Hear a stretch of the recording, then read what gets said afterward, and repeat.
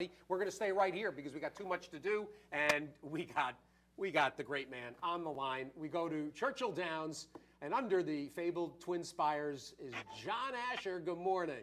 Good morning, guys. How we doing? John, always great to hear your voice for the first time in 2015 for me.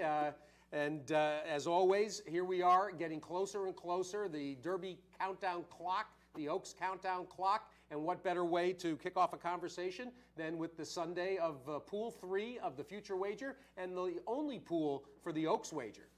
Yeah, we're at 62 days and counting till Derby. And one of the few, one of the real signs of spring is that our barns will reopen next week, so we'll start getting horses back in here. Probably be a little while before we get any Derby and Oaks contenders in here, but when the first horses go back on the track after the winter break, you know it's close. So we've gotten off to a pretty good start in the Future Wager. Interesting weekend so far. We were hoping to see Daredevil run yesterday, of course, in the at Gulfstream Park in the Swale. That didn't happen. Kind of a light weekend for activity among the Derby horses, but some good prices abound in the Future Wager at this point, and we'll have one more to go at the end of the month.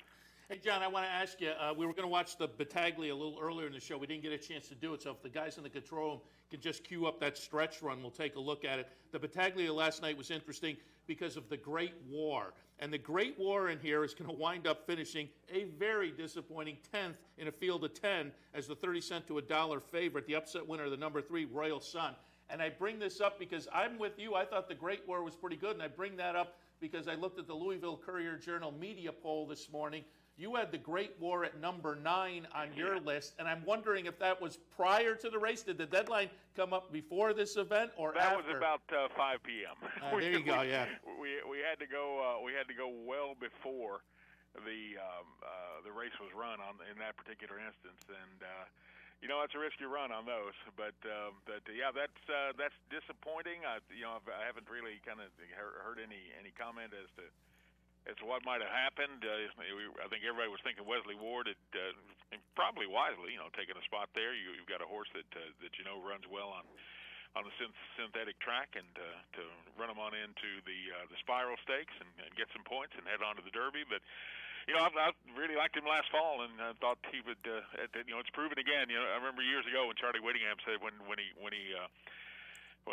he brought Sunday Silence into the Derby, he talked about that spring, and now he had never had a straw in his path at any point. and those campaigns very rarely happen when you're coming into the Kentucky Derby. So yeah, 10th by the Great War, and the John Battaglia is I think a shocker on anyone's radar screen. And John, according to Mike Battaglia and the way the chart was written for Equibase, they say he visibly bled, so there was partially the explanation, and the way he did stop to a crawl in the stretch. I mean, that seemed plausible, and then visible in terms of blood from the lungs. So we'll see how they regroup, and certainly time, I guess, to come back for the Spiral. But I'm not. Let me just check, because I think he's been on Lasix, so he bled through Lasix yesterday. I'm confident he bled through Lasix. I'm with you. I'll check on that, but I'd be surprised if he had not been on Lasix today. Yeah, he has. In fact, the first 2 starts in North America.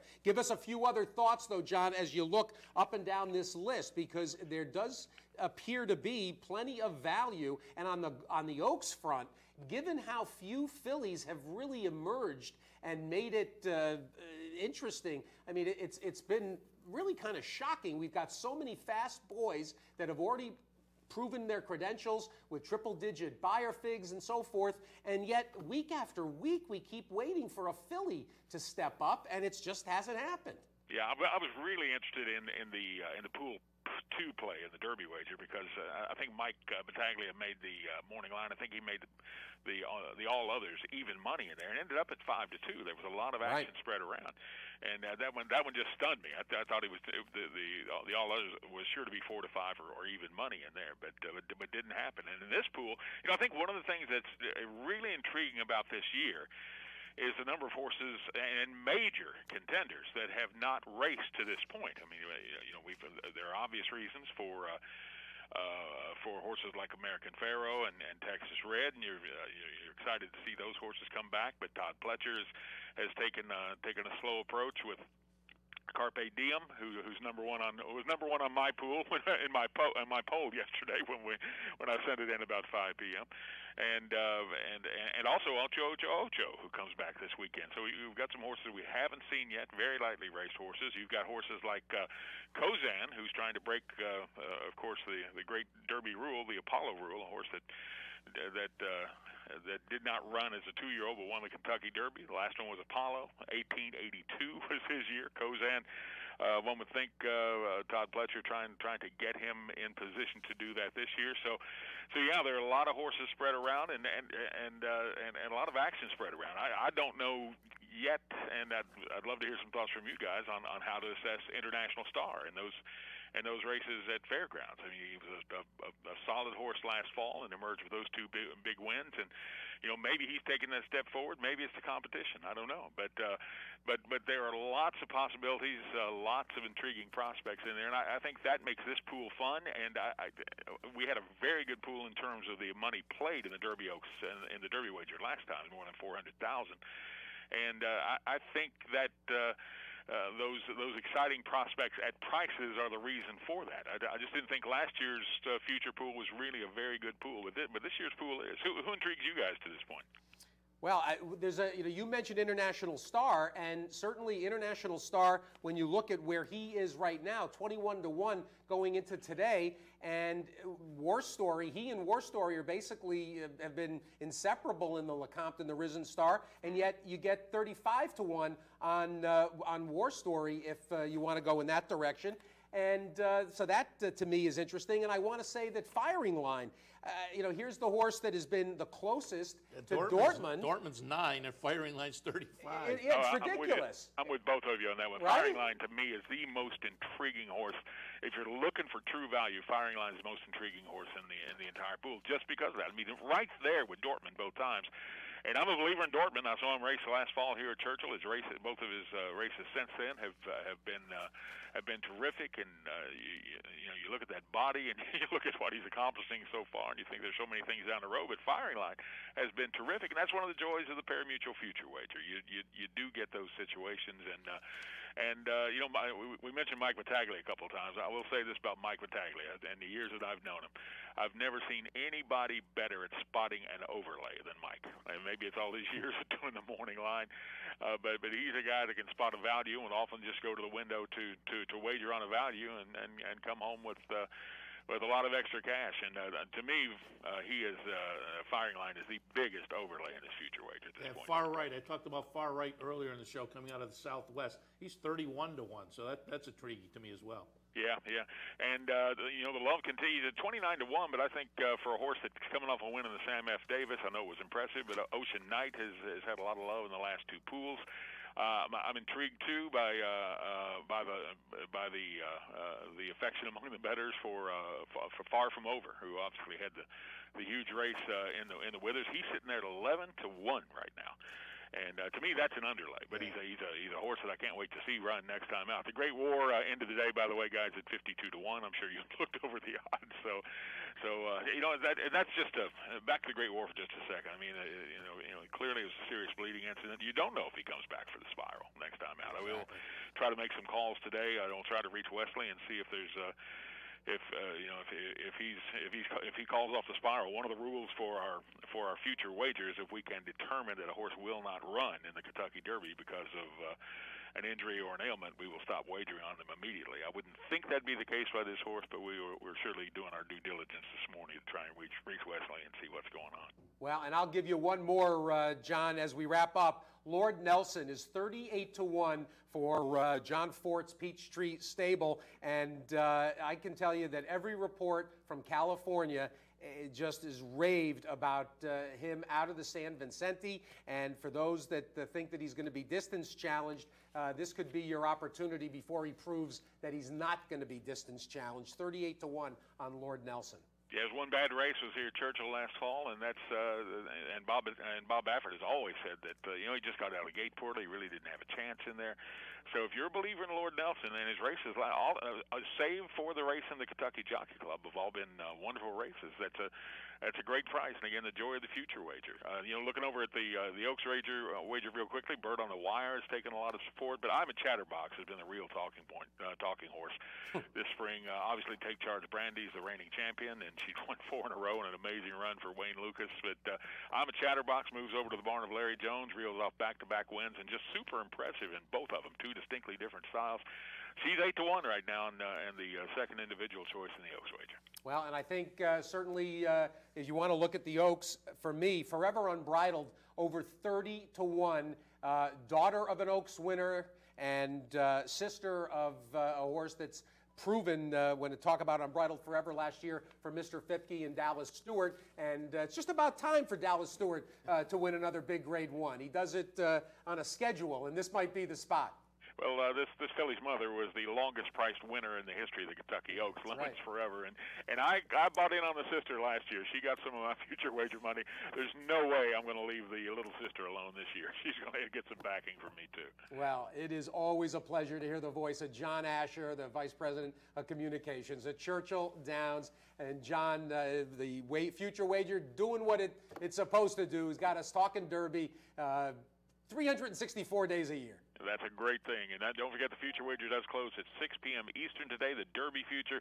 The Oaks future, we give you a little extra chance. It goes till 6:30 p.m. Can't wait to see how it ends up, and then we'll continue the countdown, gentlemen. John, see you in just about 7 weeks, give or take, 6.5.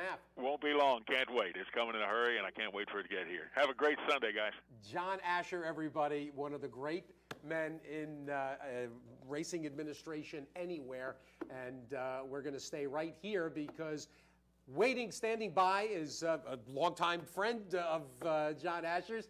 Jim Gluckson joins us from Breeders' Cup. It's BC Racing Guy, and it's BC ticket buying time on Wednesday. Jimmy, good morning.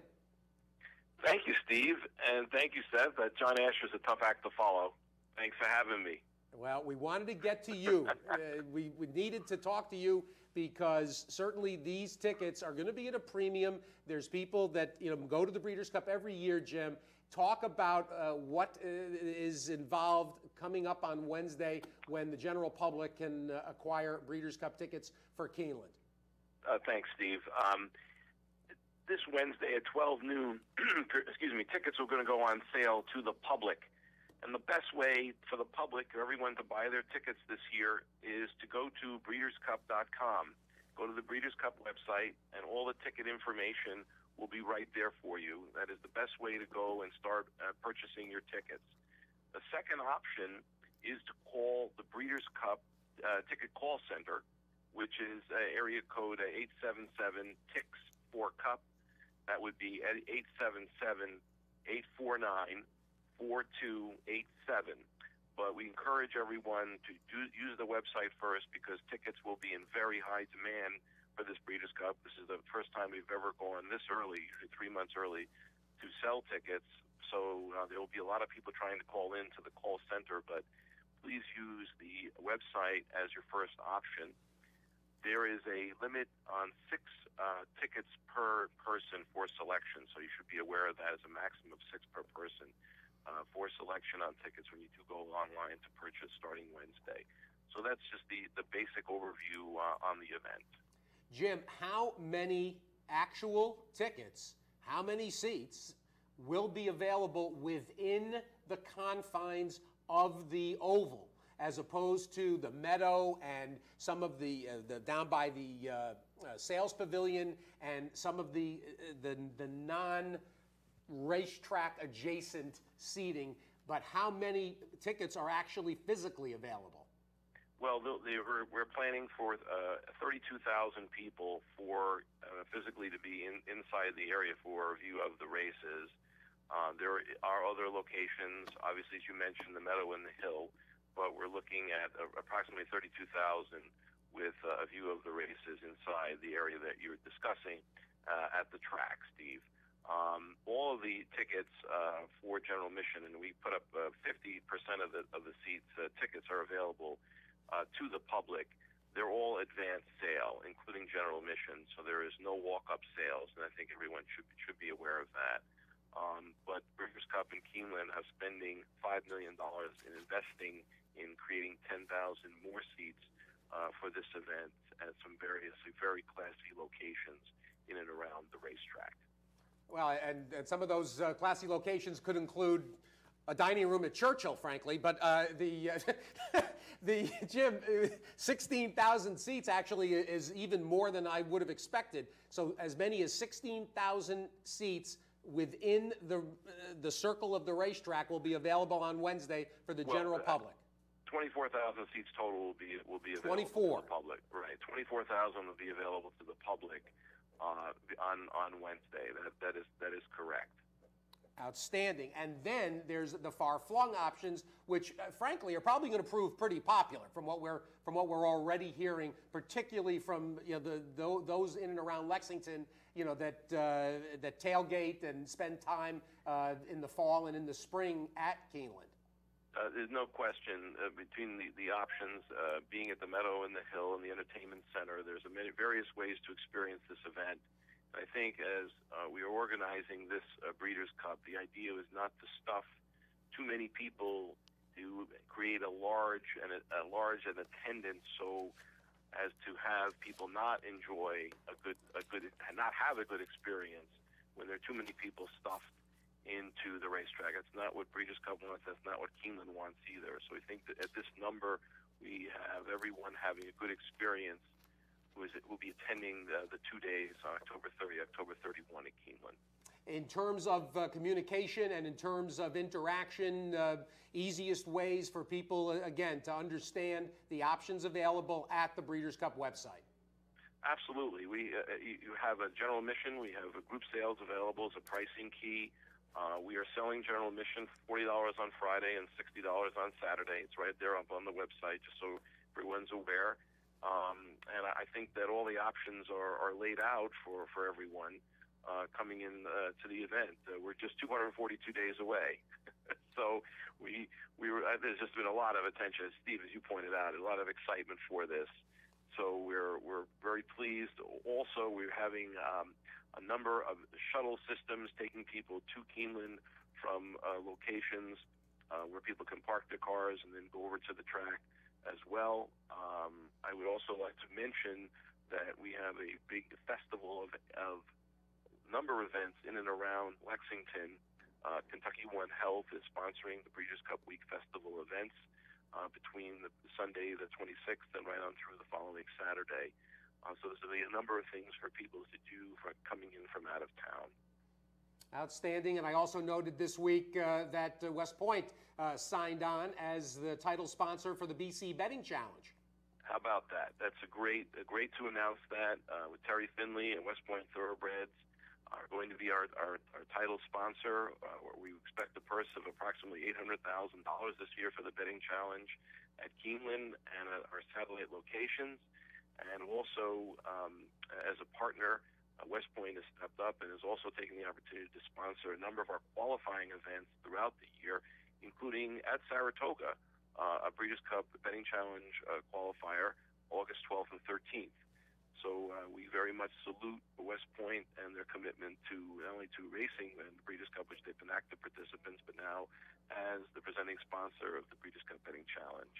Well, and that's a nice little piece of news, too. We got to wrap up, Jim, but that's great. August 12th and 13th at the Spa, in addition to the NHC tournament, which has become very popular, a BC Betting Challenge qualifier as well. Tremendous.